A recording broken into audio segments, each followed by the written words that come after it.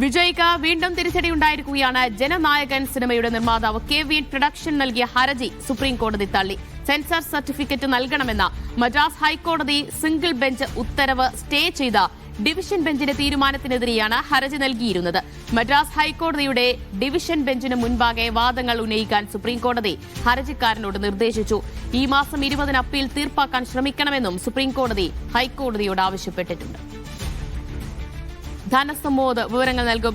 ധനസമോദ്, ഒരു പൊങ്കൽ റിലീസായി എത്തേണ്ടതായിരുന്നു വിജയുടെ ജനനായകൻ. പക്ഷേ അത് സെൻസർ ബോർഡിന്റെ ഇടപെടൽ കാരണം അത് വൈകുകയാണ് ഉണ്ടായത്. അതിനെതിരെയാണ് ഇപ്പോൾ സുപ്രീം കോടതിയിലടക്കം ഹർജി അണിയറക്കാർ നൽകിയത്. പക്ഷേ അതിൽ വീണ്ടും തിരിച്ചടി ഉണ്ടായിരിക്കുകയാണോ? എന്താണ് കോടതി ഇടപെടൽ?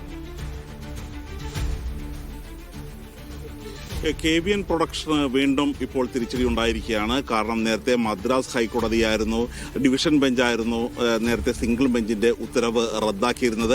സിംഗിൾ ബെഞ്ചായിരുന്നു എത്രയും വേഗം സെൻസർ നടപടികളുമായി മുന്നോട്ട് പോകണമെന്നും സെൻസർ സർട്ടിഫിക്കറ്റ് കൊടുക്കണമെന്നും ആവശ്യപ്പെട്ടിരുന്നത്. പക്ഷേ ഈ സെൻസർ ബോർഡിന്റെ വാദം കേൾക്കാതെ ഇത്തരത്തിലുള്ള ഒരു നടപടിയായി ഏകപക്ഷീയമായി മുന്നോട്ട് പോയ സിംഗിൾ ബെഞ്ചിന്റെ നടപടി ശരിയായില്ല എന്ന് ചൂണ്ടിക്കാണിച്ച് നൽകിയ അപ്പീലാണ് ഡിവിഷൻ ബെഞ്ച്, മദ്രാസ് ഹൈക്കോടതി ഡിവിഷൻ ബെഞ്ച് സ്റ്റേ ചെയ്തിരുന്നത്. ആ സ്റ്റേയ്ക്കെതിരെയാണ് KVN പ്രൊഡക്ഷൻ സുപ്രീം കോടതിയിൽ എത്തിയിരുന്നത്. ഇന്ന് കേസ് പരിഗണിച്ചപ്പോൾ തന്നെ പ്രധാനമായും ചൂണ്ടിക്കാണിച്ചിരുന്നത് അതിവേഗതയിലാണ് നിർമ്മാതാക്കൾ കോടതിയെ സമീപിച്ച് എന്നുള്ളൊരു കാര്യമാണ് സുപ്രീം കോടതി ചൂണ്ടിക്കാണിച്ചത്.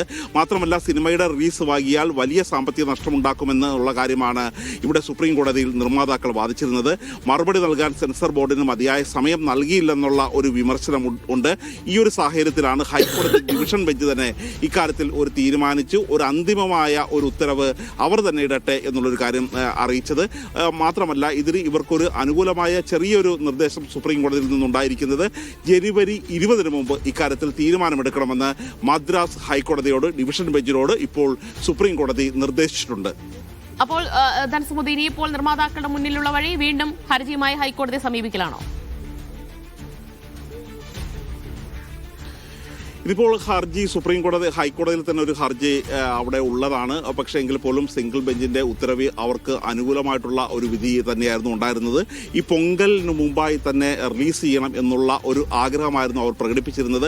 പക്ഷേ അതിൻ്റെ ഒരു സാങ്കേതിക കാരണങ്ങളിലേക്ക് മുന്നോട്ട് പോകാനോ ആ തരത്തിലുള്ള എന്തൊക്കെ കാര്യങ്ങൾ കൊണ്ടാണ് സെൻസർ നടപടികൾ അല്ലെങ്കിൽ സെൻസർ സർട്ടിഫിക്കറ്റ് നൽകാതിരിക്കുന്നത് എന്നുള്ളൊരു കാര്യമൊന്നും കോടതിയുടെ മുമ്പാകെ സെൻസർ ബോർഡിന് പറയാൻ കഴിഞ്ഞിട്ടില്ല.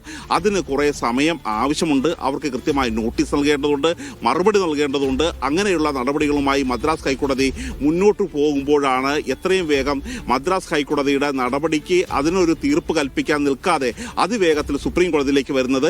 ഇത്രയും ഒരു കാര്യങ്ങൾ സുപ്രീം കോടതിയിൽ വന്ന് തീർപ്പാക്കേണ്ട കാര്യങ്ങളല്ല. അതുകൊണ്ട് തന്നെ ഹൈക്കോടതി ഇക്കാര്യങ്ങൾ തീരുമാനിച്ച് ഹൈക്കോടതി തന്നെ അന്തിമമായ തീരുമാനം എടുക്കട്ടെ എന്ന് വിചാരിച്ചു തന്നെയാണ്. നിർമ്മാതാക്കളുടെ ഹർജിയിലെ ആവശ്യങ്ങൾ, അതിന്റെ മെറിറ്റിലേക്കൊന്നും സുപ്രീം കോടതി കടന്നില്ലേ?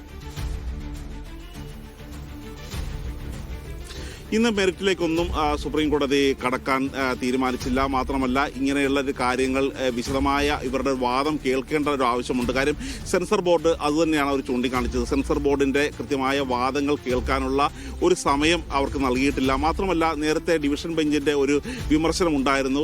നിങ്ങൾ സെൻസർ സർട്ടിഫിക്കറ്റ് ലഭിക്കാതെ എന്തിനാണ് ഒരു പൊങ്കലിന് ഒരു ഡേറ്റ് നിശ്ചയിച്ച് അതുമായി മുന്നോട്ട് പോകുന്നത്?